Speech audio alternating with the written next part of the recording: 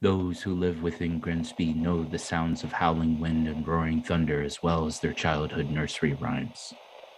On this dreary Sunday evening, this bustling village that holds as much charity as it does sin has gone dark. Even the old church had to close its doors as dusk began to settle and the bare branches started rattling against colorfully stained glass windows.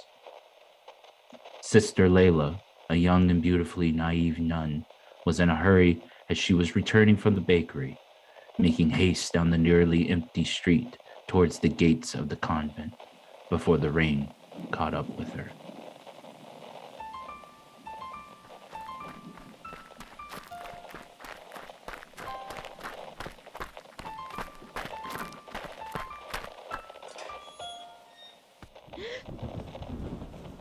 Dear sister, I just needed to catch you before you closed your gates. I'm simply passing through but cannot traverse within this storm. I heard I can seek refuge here. Is that right? I would need to consult the ministry as they hold the final word. I may fetch them to speak I with you if... insist on coming in. I can speak to the ministry myself. You couldn't deny someone seeking confession, could you? I suppose it wouldn't hurt to at least get you out of the storm for a moment. Please, follow me inside.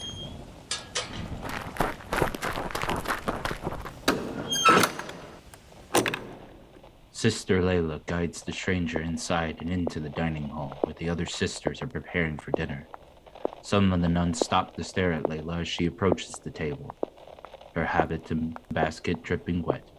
Then they notice the stranger walking behind her like a shadow, features as hazy as a London fog. The abbess enters, the room falling to silence under her authority. She already knew that Layla was late, but her expression turned even more furious when her attention turned to the stranger. Not only are you past curfew again, Layla, but you have brought a man into our dining hall as we are preparing for dinner. Have you gone mad? Pardon me, Holy Mother. I caught her just as the storm began to come down on us both. I am simply passing through and was seeking shelter just for this evening. I plan to leave promptly in the morning once I rest and seek confession within your house of worship. We can discuss this once you both dry off. I asked to speak with you in private once you returned, sir. As for you, Layla, join the others when you're finished. We will have a conversation later.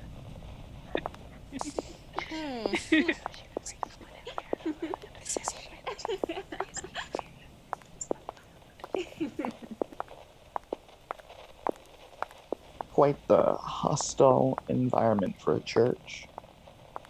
What has brought someone like you to a place like this? Well, truly, I had nowhere else to go, if I'm being honest.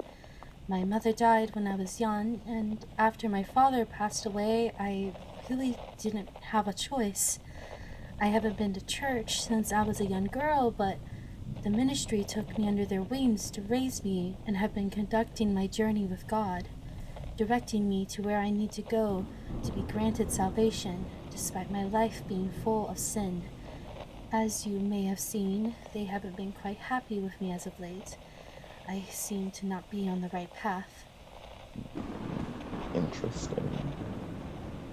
I must say, miss, I am not a religious man myself. But I thought that the person who indicates their own journey is yourself, not other sinners. I thought you came here seeking confession to God. Seeking confessions. Isn't this where you confess all of your travesties, sister? It is, but you said you were not a religious man, so why come to seek? I believe that is the whole point of why this whole building exists. They are not just a home to those who bruise their knees before a cross. This holy house bleeds of sin, just like you, just like me, and all the others within that dining hall who would laugh and look down on us. The walls reek of atrocities that were dead and buried before being revived over and over again to find some sort of false peace. If you gave yourself more time to think before you spoke, you would be much more impressive. The stranger walks off, leaving Layla stirring in frustration, knowing every word he spoke was right. Embarrassment and rage burning in her chest. She has been exceeding in her studies, but she still finds herself at the mercy of discernment from those within the church and even those who do not walk with her Lord. However, she kept pondering on the stranger's words, unable to think of anything else. Layla found herself so caught up in her own thoughts, she didn't realize how much time had passed from when she finished changing. Begrudgingly making her way back to the dining hall, she begins to notice strange noises in the direction she is heading. As she is getting closer, she makes out the sounds of gasps, moans, and cries. Sister Layla investigates the hysteria further.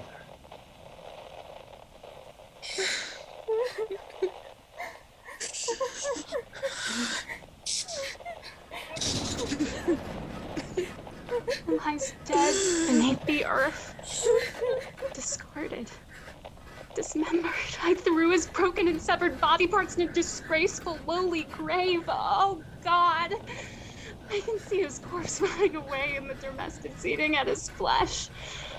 From the void, he screams my name, damning me to hell. Please, I plead for mercy.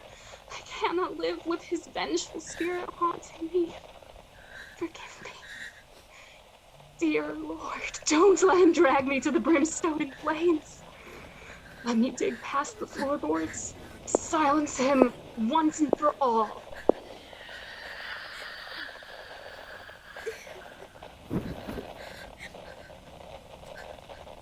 You must still be in here, within me.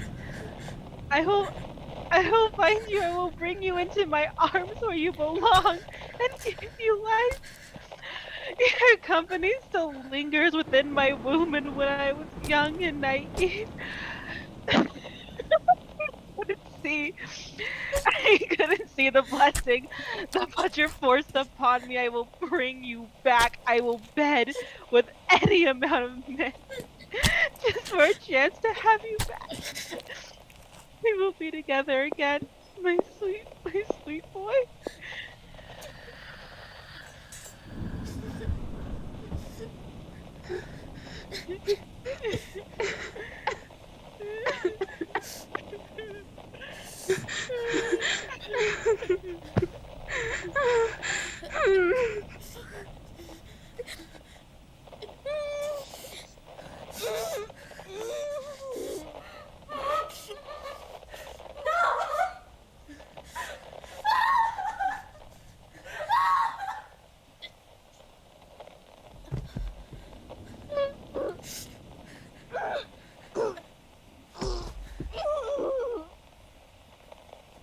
Hold your convictions. Speak my words through your lips.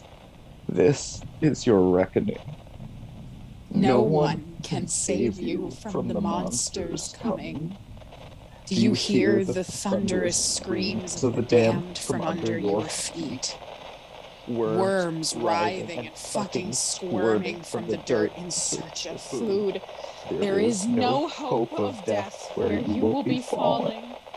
The object of scorn, with eyes of burning coal, they are waiting for you. Not even confession can purify your soul. Something is watching from the skies, and they turn away. Now, open your fucking mouth.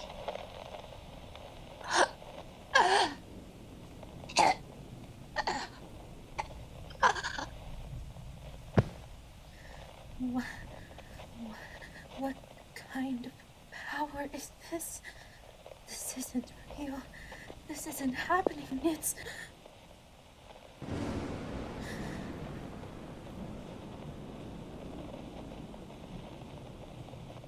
I needed to gather my thoughts for a moment. I understand what you meant earlier now. I have always taken others' words of what is best without giving it a second thought. I had hoped that devoting everything I had for salvation would save me from having my own personal desires, but it has not. I do not wish to live a boring life, to die unremarkably and be nothing but another grave. I have been living my life for others, letting them rule over my will and my wants. And I am left with this anger I cannot suppress. It's never enough. Letting them fix my eyes on what they thought was best and punishing me when I didn't meet their ends. I want to find my own end. What is the point of living if not for myself? Please, speak.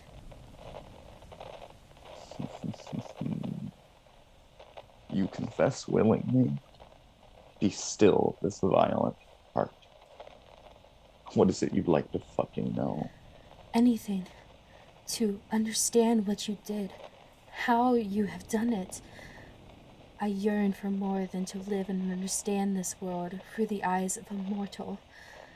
I have a lust for something beyond, something more remarkable.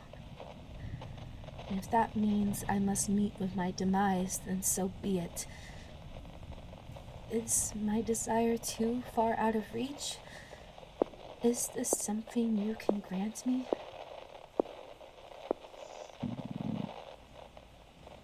You know what I am.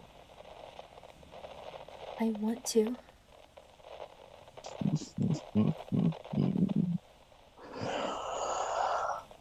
This is sinister intent. Never fucking forget this. You asked for this, and you will burn.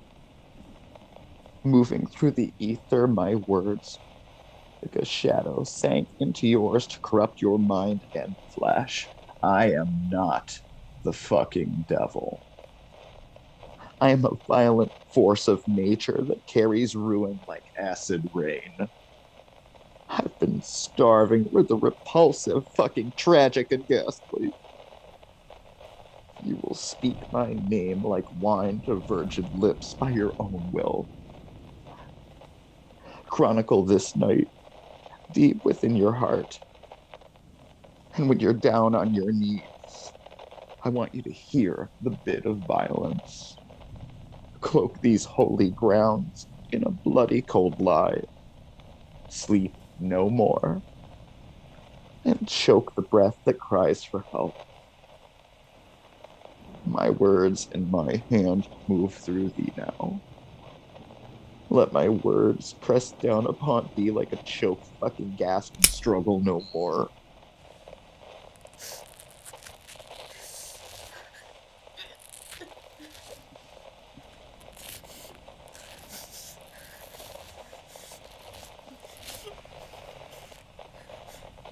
My reign is unbound. Understand this well, sweet one. In this abandon, I will devastate and will remind you of the pain forevermore.